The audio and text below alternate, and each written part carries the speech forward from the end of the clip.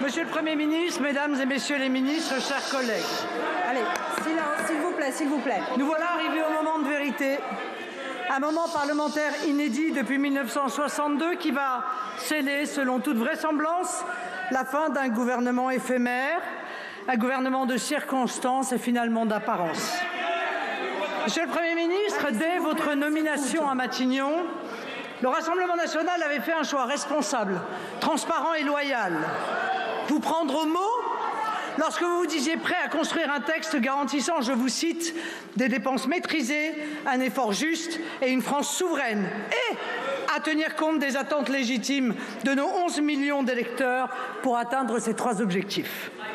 Nous avons voulu croire, manifestement à tort, que vous ne seriez pas le simple continuateur d'un système rejeté lors des dernières élections, mais un bâtisseur sincère, conscient des souffrances du pays, capable d'appréhender les nouveaux équilibres politiques et de rendre enfin la parole à ces millions de Français ignorés comme effacés de l'esprit des gouvernants. Mais au fil de ces 3 petits mois, il est apparu que vous étiez en réalité à la tête d'un gouvernement dépourvu de toute assise démocratique, y compris au cœur de votre soi-disant socle commun, un socle par ailleurs miné par les ambitions personnelles et les manœuvres de couloir qui le rongent. L'Assemblée nationale va très vraisemblablement censurer dans quelques minutes cette illusion d'optique. Vous vous êtes dit surpris de cet épilogue. Ce qui est surprenant dans cette affaire, c'est la surprise d'un Premier ministre qui sait mieux que nous que c'est dans ses rangs que l'intransigeance, le sectarisme et le dogmatisme lui ont interdit la moindre concession, ce qui aurait évité ce dénouement. Monsieur le Premier ministre, vous avez fait le choix de prolonger l'hiver technocratique dans lequel est plongée la France depuis l'élection d'Emmanuel Macron en 2017. La déconnexion des attentes démocratiques, la verticalité des décisions, le refus des consultations et des compromis, en somme, le respect de la volonté du peuple français en matière migratoire, sécuritaire ou fiscale, ou en matière de construction européenne, et ce malgré les résultats sans appel des élections de juin et juillet derniers. Rien d'étonnant dans ces conditions à ce que ce budget s'inscrive dans la continuité des 50 derniers qui l'ont précédé, des budgets de déficit chronique et de gaspillage qui ont porté notre dette à un niveau jamais atteint, 3 300 milliards, dont la facture est invariablement présentée aux Français, sommés d'éponger ces errements. Depuis 50 ans, la France a perdu le contrôle de ses finances publiques. Elle s'est rendue prisonnière de ces budgets qui obèrent désormais son avenir, celui de nos enfants et même de nos petits-enfants. Ils n'ont pas seulement découragé le travail, mais la création de richesses, pas seulement la volonté d'entreprendre, mais la possibilité de le faire. Ce budget ne s'attaque pas seulement à la France, il prend en otage les Français, et singulièrement les plus vulnérables, les retraités modestes, les personnes malades, les travailleurs pauvres, les Français considérés comme trop riches pour être aidés, mais pas assez pauvres pour échapper au matraquage fiscal. Ces Français qui se posent tous une unique question: où va l'argent? Car comme nous, ils constatent cet extravagant paradoxe. Toujours plus d'impôts et pourtant toujours moins de services publics, toujours moins de protection sociale. Dans ce contexte de crise budgétaire et institutionnelle, nous vous avons proposé un contre-budget traduisant 5 choix politiques clairs. Rendre du pouvoir d'achat aux Français, défendre les entrepreneurs, lutter contre les rentes, la spéculation et la fraude, dégraisser l'État et le recentrer sur ses missions régaliennes, stopper les dépenses contraires à la volonté populaire. Vous avez refusé jusqu'au bout de retenir ne serait-ce qu'une partie raisonnable mais essentielle de ces mesures, pourtant détaillées et chiffrées. Vous n'avez apporté qu'une seule réponse: l'impôt, l'impôt, toujours l'impôt. 40 milliards d'impôts nouveaux, dont 20 milliards pour les entreprises. Mais ce n'est pas le Rassemblement national qui a qualifié votre budget de récessif, ce sont les milieux économiques. Vous avez même refusé de soutenir l'indexation des retraites sur l'inflation, mesure qui, il y a quelques mois, était un marqueur, voire une ligne rouge du soi-disant socle commun. En fait, les seules lignes rouges qui ont été abandonnées depuis 3 mois, ce sont finalement celles de vos députés. Je voudrais rafraîchir ici, d'ailleurs, la mémoire de certains d'entre eux, car ils semblent comme frappés d'amnésie générale. Messieurs Wauquiez et Attal, au hasard, qui pêle-mêle nous affirmaient qu'il y aurait une règle d'or pour revaloriser chaque année les retraites à hauteur de l'inflation ou qu'il n'y aurait aucune augmentation d'impôts pour les Français. Le tout a été admirablement résumé par l'une de vos députées devenue depuis ministre de votre gouvernement. Hausse d'impôts, disait-elle, diminution des retraites, aggravation du déficit public, ça pour le coup, on l'a dit très vite au président de la République, c'est le déclenchement de la censure. Mais le budget que nous rejetons aujourd'hui ne fait pas que renier vos promesses.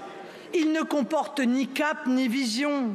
C'est un budget technocratique qui continue à dévaler la pente en se gardant bien de toucher au totem qu'est l'immigration hors contrôle, en s'abstenant de s'attaquer à la vie chère en métropole comme en outre-mer, en refusant de s'attaquer aux causes plutôt que de parler des conséquences de la vertigineuse glissade sécuritaire et criminelle que connaît le pays.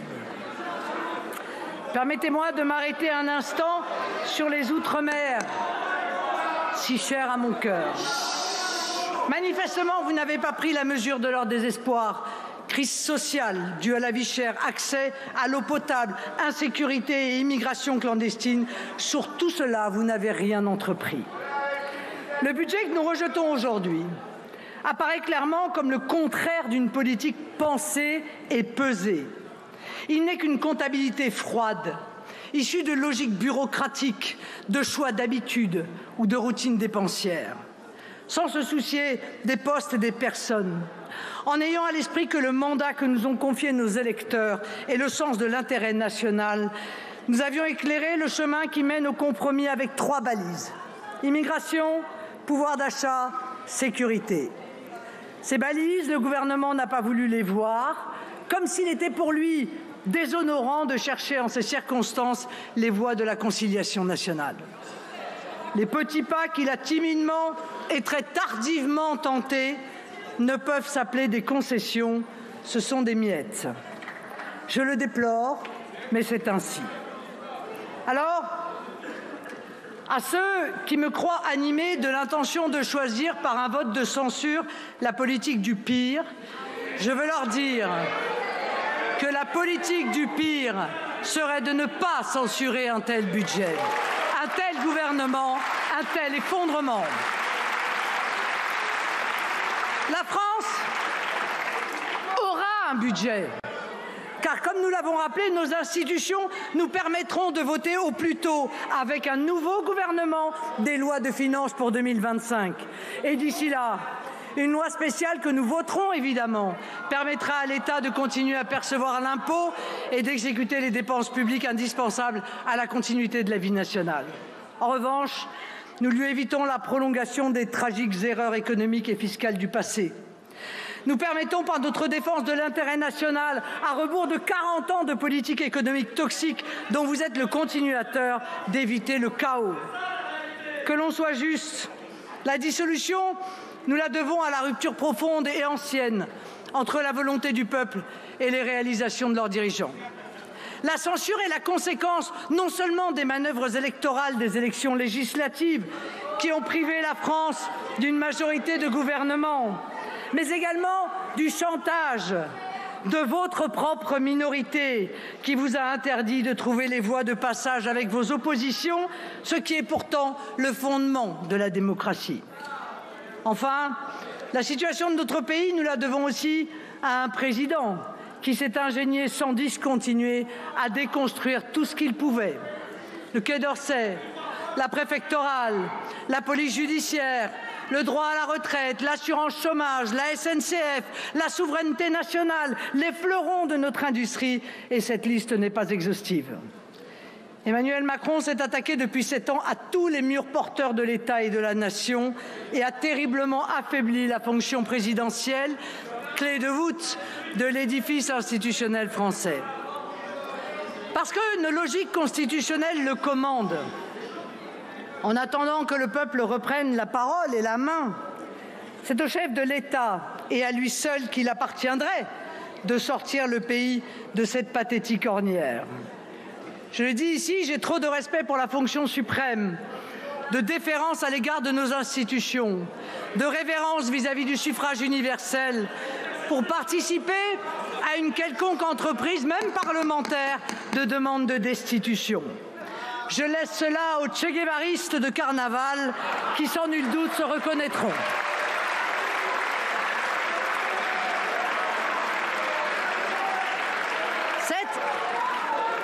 C'est à l'intéressé lui-même de conclure s'il est en mesure de rester ou pas.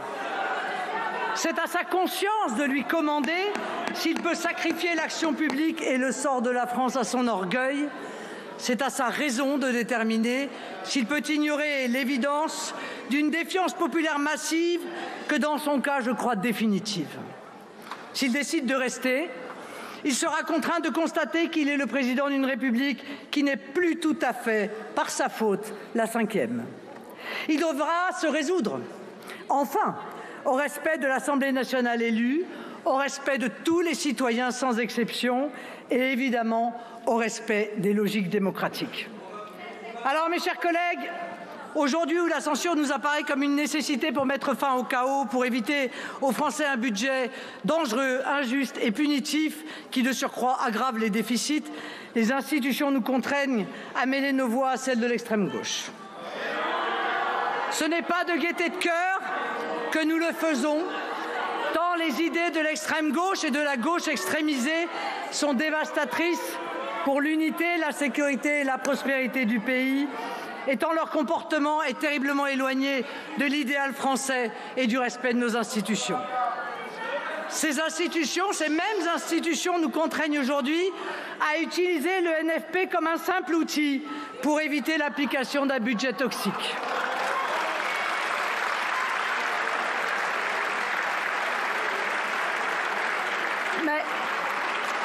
Mais contrairement à ce que vous avez fait en juin dernier, nous ne les envisagerons jamais comme des alliés.